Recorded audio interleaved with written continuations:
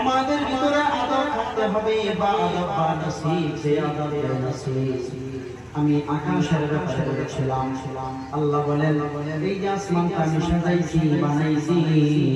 কোরআনুল হাকিমের কোন জায়গায় আল্লাহ পাক এই কথা বলেন নাই যে আসমানকে আমি সবচেয়ে সুন্দর করে বানাইছি। এই জমিন বানিয়েছে আল্লাহ পাক। আল্লাহ কোরআনের কোন জায়গায় বলে নাই জমিনকে আমি সুন্দর করে বানিয়েছি।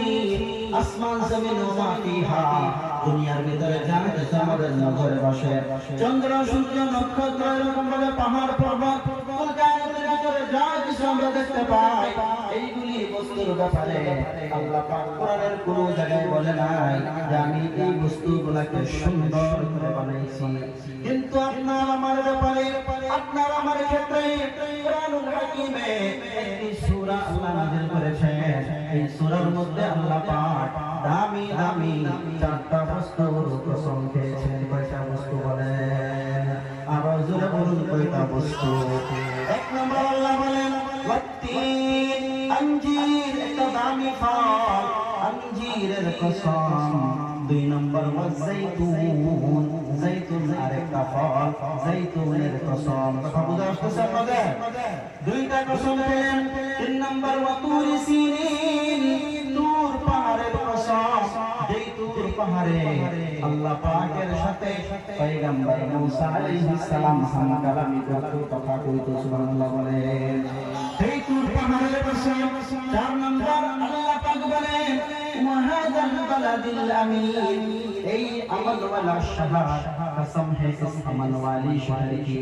এই যে আমল ওয়ালা শহর কিতাবের মধ্যে লেখছে মক্কা মদিনার কসম। বাদ মুফাসসিরিন کرام বলেন কাবা ঘরের কসম। সেই শহরটাকে বালাদে আমিন, শান্তির জায়গা, এজন্যই বলা হয়। ইব্রাহিম খলিলুল্লাহ, নবীজির বন্ধু পয়গম্বর ইব্রাহিম আলাইহিস সালাম আল্লাহর কাছে দোয়া করেছিলেন রব্বি জাআল হাদা বালাদান আমিনা, এই জায়গাটাকে শান্তির জায়গাতে পরিণত করো। আল্লাহ কবুল করে নিয়েছিলেন। মাহতারাম হাজিরিন, সেজন্য মক্কা মদিনাকে আমান ওয়ালা শহর বলা হয়। আল্লাহ পাক সেই মক্কা মদিনার কসম খেয়ে বলেন লাকাদ খালাকনাল ইনসান ফি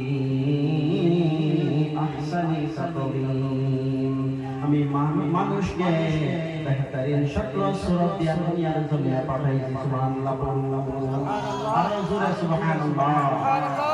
আপনাকে আমাকে আল্লাহ পাক এত সুন্দর করে বানিয়েছেন। কোরআনের মধ্যে চারটা বস্তুর কসম খেয়ে আল্লাহ বলেন ইনসানকে আমি বেহতরিন শক্ল সুরত দিয়ে বানাইছি।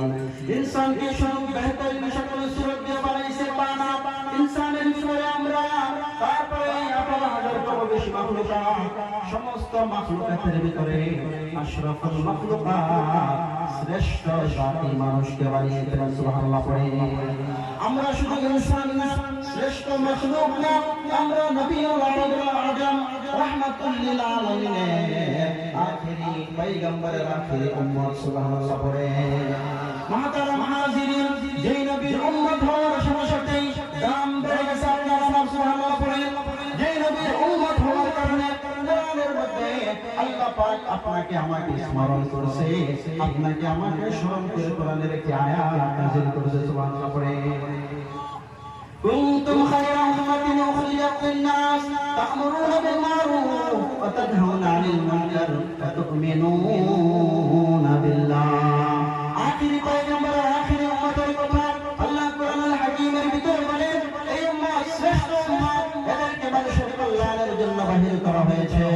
এরা আমর বিল মা'রুফ নাহি আনিল মুনকার, মানুষকে ভালো কাজের দিকে আহ্বান করবে, খারাপ কাজ থেকে বিরত রাখবে, আর এক আল্লাহর প্রতি বিশ্বাস স্থাপন করবে। সুবহানাল্লাহ পড়ে। মাহতারাম হাজিরিন, এখানে বলা হয়েছে যে এই উম্মত শ্রেষ্ঠ উম্মত। শ্রেষ্ঠ কথা বলা হয়েছে না? এই উম্মত শ্রেষ্ঠ উম্মত। এই উম্মত ভালো কাম করব, নিজে মানুষের উপর করব। এই উম্মত খারাপ কাম নিজের করতো না, আরেকজনের উপর বার দিত না, আর একমাত্র আল্লাহর প্রতি বিশ্বাস রাখবে। ইসলাম দিন, এই সব বস্তু শুধুমাত্র মুসলমানের মুহের মধ্যে প্রকাশ পা, দিলের মধ্যে প্রকাশ পা না। কথা বুঝলি না? মুহে মুহে হলে ইসলাম, মুহে মুহে হলে আমি মুসলমান, কিন্তু আমার কাজে কর্মে সব খ্রিস্টান, ইহুদি, নাসারা, বিধর্মীদের মুহে প্রকাশ পা। কথা হাসান আনিসা বাস্তব উদাহরণের মধ্যে দেবা চাইতেছি। বাস্তব হুজুরা হেলে করে আমি হেলে বাস্তব কিছু কথা নিয়ে রাখতে চাই। বর্তমান এরকম কোন বাড়ি আছে ইল্লা মাশাআল্লাহ এক দুই বাড়ি থাকলে থাকবে বাবা, কিন্তু অধিকাংশ বাড়ি তাহলে সমাজের জমাজে করে দেখুন কোন বাড়ির বিয়া আসারা হয়ে যায়। আছে এরকম বিয়া রব আসারা বিয়া হয়ে যায়, খুব কম সংখ্যক বাড়ি পাওয়া যাবে। হাসান গো কম সংখ্যক মানে কি হাজারের মধ্যে একজন হাজী সাহেব, কাজী সাহেব, মৌলানা সাহেব, মুফতি সাহেব। হালাকে আমি নিজের চোখে দেখছি, আমার প্রমাণ সহ বলতেছি, ইমাম হুজুরের বাড়িতে রবাবেরটা বিয়া দিয়েছে। এই রবা ইসলামের কালচার না হিন্দুরা? এরকম আজকে বুঝতে সবাইতে শুনি এই কালচারটা রবা করবে আমাদের, এটা হিন্দুর কালচার না মুসলমানের?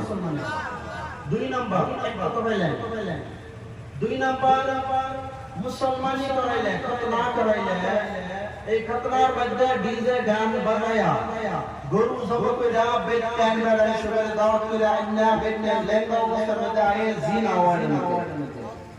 কথা বুঝতেছেন গো? এরকম ভাবে প্রত্যেকজন মানুষ পার্টি করে সারা রে মুসলমানি করাই হেরা প্রদান করে হেরা খাড়া লুঙ্গি দেখা লুবায়া দেয় সারা এই লজ্জাস্থান বেড়ান বেটেন সবাই দেখতেছে আর সারা রে ভিক্ষা দিয়ে দেখতেছে। কথা বুঝছেন গো? স্ট্যান্ডার্ডে ভিক্ষা এটা শিক্ষিত হয়ে যায়। গরু জব কইরা বাজারে গেলে ভিক্ষা চা খারাপ কিছু না, খারাপ পাইলে বাজারে গেলে ভিক্ষা চা